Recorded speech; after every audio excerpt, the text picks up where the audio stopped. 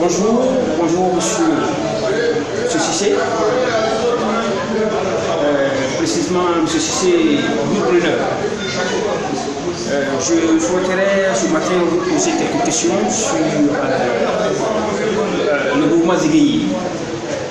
Et la première des questions, vous allez vous présenter et nous parler un peu du mouvement Ziguéi. À vous, monsieur. Merci beaucoup, monsieur. Bon, d'abord, je me présente. À l'état civil, c'est Cissé Moussa. Et mon nom de la rue, c'est Yul Gestapo. Et pourquoi Yul Gestapo? Parce que dans les années 90, on était trois Yul. Il y avait Yul Silla de Boaké, qui était à Boaké. Il y avait Yul d'Abras, aujourd'hui, qui est en Europe. Et il y avait moi, Yul Gestapo. C'est grâce à ces noms-là qu'on arrive à se distinguer. Bon, maintenant, s'agissant du mouvement Ziguéi, je crois que c'est présentement qu'on dit le mot Ziguéi. Sinon, on va un peu en arrière dans les années 77. On ne disait pas le Ziguéi. On disait d'abord Vasco, qui vient du mot Vagabond. Après, on vient du Moussi, qui vient un peu les poils du nez, Kandula. Le Bri, qui vient du mot brigand. Et aujourd'hui, nous parlons de Ziguéi. Le Ziguéi, même en connaissance, le mot vient de Feu Ernesto Didier, qui est la danse, qui est sa danse qu'on appelle le Ziguéi. Et voilà comment le mot Ziguéi est né. Ils ont dit que le Ziguéi, c'est la joie. On a toujours cherché à clarifier et à rendre notre nom plus propre. Voilà ce qui est le Ziguéi. D'accord. Donc, je souhaiterais savoir, monsieur Cissé Moussa, précisément, allons-y avec Yul Gestapo, c'est mieux. Qui est Ziguéi, qui n'est pas Ziguéi? Bon, le Ziguéi, d'abord, c'est une philosophie. Et c'est une manière de vivre. Maintenant, qui est Ziguéi, qui n'est pas Ziguéi? D'abord, le Ziguéi, c'est celui qui défend les faits. Il faut être courageux. Un homme qui n'est pas courageux n'est pas Ziguéi. On devient Ziguéi, d'abord, celui qui est toujours prêt à défendre les faibles. C'est celui qui est là pour les faibles et qui a toujours défendu la cause des faibles et qui est là pour tout ce qui est juste, pour la légalité. Donc alors, n'est pas Ziguéi celui qui ne défend pas les faibles? Bon, n'est pas Ziguéi celui qui ne défend pas les faibles, je peux dire oui, parce que le Ziguéi, généralement les gens voient négativement, or que positivement, c'est celui qui a toujours défendu celui qui est faible vis-à-vis d'eux. D'accord. Quelle est la place du Ziguéi dans le mouvement Louba? Bon, le mot Louba, je la rejette, parce que quand on dit le mot Louba, elle est négative. Parce qu'en bon français, le Louba, c'est le casseur, c'est le voleur. Donc je préfère le mot Ziguéi. Le Ziguéi, c'est positif, c'est ce que j'ai parlé de faire et de sauter. Donc, le mot Louba, c'est un peu trop négatif. Donc, je ne préfère pas. Vous peut-être si vous pouvez reformuler votre question. D'accord. Je veux dire, donc, en cela, qui est Louba? Quelle est la différence entre un Louba et un Ziguéi? Bon, la différence entre un Louba et un Ziguéi, le Louba en bon français, c'est celui qui casse. C'est le casseur, c'est le voleur, c'est le brigand, c'est ce qui signifie le Louba en bon français. Le Ziguéi, ça vient du mot Ziguéi, comme je l'ai dit, c'est un homme qui a toujours défendu les faibles. Il est le défenseur des faibles. C'est ça que vous comprenez. Donc, c'est pas un truc négatif. D'accord. Donc, j'aimerais savoir, quelle est la vision de vous, Ziguéi? Bon, la vision des Ziguéi, d'abord, de tous les Ziguéi, et de tous les d'abord, il y a des associations que je dois beaucoup saluer, qui ont eu l'idée, qui ont eu le trait pour pouvoir avoir cette idée de mettre tous les Ziguéi ensemble. Je prends d'abord l'AZICI, l'association des Ziguéi de Côte d'Ivoire, qui est pilotée aujourd'hui par Konaté Lassina, qu'on appelle Gravigas, qui est mon vieux père, et aujourd'hui il y a les Young Systems, qui est aujourd'hui piloté par Manou, les Young. Donc, le Ziguéi, je préfère que tu reviennes encore sur la question. D'accord, donc je disais, quelle est la vision du Ziguéi? La vision du Ziguéi, d'abord, je le dis et je le répète, qu'elle est positive en quoi?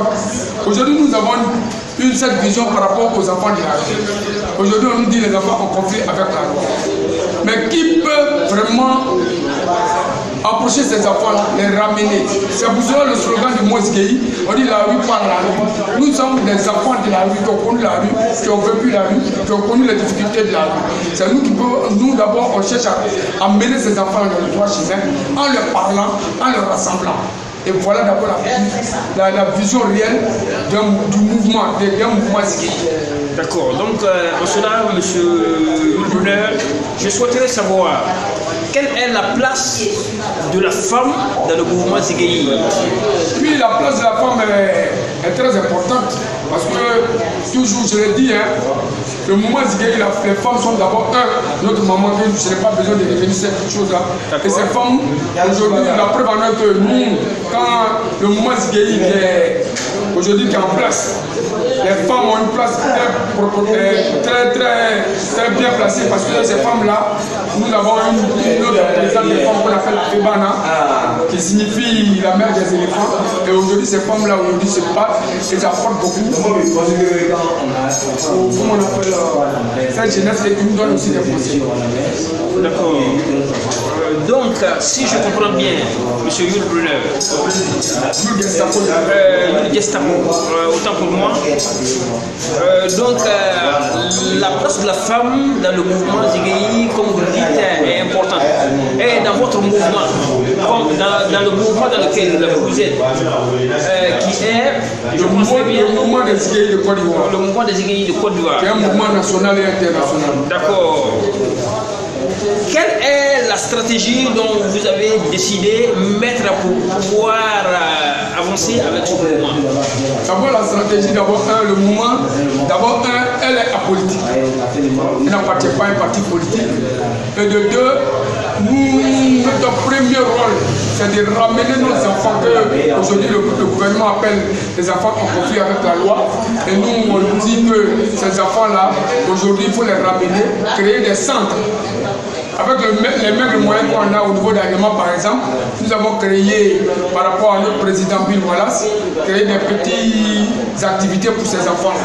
Et donc aujourd'hui, notre premier rôle du mouvement des Zigueye de Côte d'Ivoire, c'est de ces enfants en conflit avec la loi, aujourd'hui les ramener en les cherchant des petits métiers et puis en les encadrant pour qu'ils soient positivement dans la commune de la Côte d'Ivoire. Dans la société. Donc je souhaiterais savoir, pensez-vous faire bien faire, mieux faire que l'État?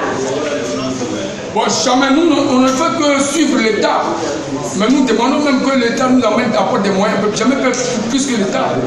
Parce que l'État, elle a tous les moyens. Mais aujourd'hui, nous disons à l'État que ceux qui sont bien placés pour parler aux enfants de la rue ou les enfants conflits à la rue, c'est les gens qui ont connu la rue, qui ont vécu la rue, qui ont connu les difficultés de la rue et qui sont bien placés aujourd'hui pour parler aux enfants de la rue. Nous, les Zigueye. Vous avez commencé le mouvement Zigueye, comme je dis, depuis votre structure, puisque je sais très bien que c'est une structure bien organisée, avec des règlements intérieurs structurés en bonne et due forme. Je souhaiterais savoir, ces enfants, c'est maintenant que vous avez décidé de prendre ces enfants sous vos ouvertes ou vous avez commencé avant le mouvement, avant de créer ce mouvement? Merci pour cette question, c'est une très belle question. Nous avons commencé parce qu'on n'était pas structuré. Et sans la structuration, ça ne nous permettait pas d'organiser ces enfants-là. C'est pour ça qu'en créant le Moïse Côte d'Ivoire, nous avons cherché à structurer ces enfants-là et les amener maintenant à aller dans le droit chemin en les cherchant des petites activités pour les mettre dedans. Et donc avec le Moïse Côte d'Ivoire, voilà d'abord. Et nous, comme on ne peut pas se comparer au gouvernement, nous demandons de l'aide. Pas de l'aide comme c'est de la mendicité, parce qu'on ne peut pas se comparer au gouvernement. Le gouvernement vient aussi comme un apport pour qu'on puisse mieux s'occuper de ces enfants-là, que le banditisme, comme les gens le disent, va diminuer un peu dans la vie. Aide financière ou aide matérielle? Bon, tout nous convient. Tout nous convient. Le financement n'est que comment on appelle, un apport. Mais sinon, réellement, matériellement, si nous avons d'abord mis des écoles, ça va nous permettre de pouvoir aller de l'avant. Le financement ne vient qu'après. Vous voyez. Parce que nous demandons à l'État de Côte d'Ivoire. Aujourd'hui, ces enfants sont dans la rue. C'est les enfants qui sont dans la rue. Et nous qui sommes les hommes de la rue, les anciens de la rue, qui ont connu la rue, qui ont vécu la rue, qui savent que vraiment, la rue là, comment il faut en sortir. Parce que nous sommes sortis. Nous avons vu de positivité aujourd'hui. Nous connaissons comment il faut amener quelqu'un dans la positivité, dans la rue. Donc ces enfants-là, nous demandons au gouvernement, ce n'est pas le financement d'abord qui nous intéresse, mais c'est après. Mais pour le moment, nous voulons que nous donne des cadres, comme peut-être des centres que l'on peut créer, comme à Niamey ici, comme dans des communes d'Abidjan, comme les communes d'Abobo, pour que ces enfants-là... Mais j'aimerais savoir,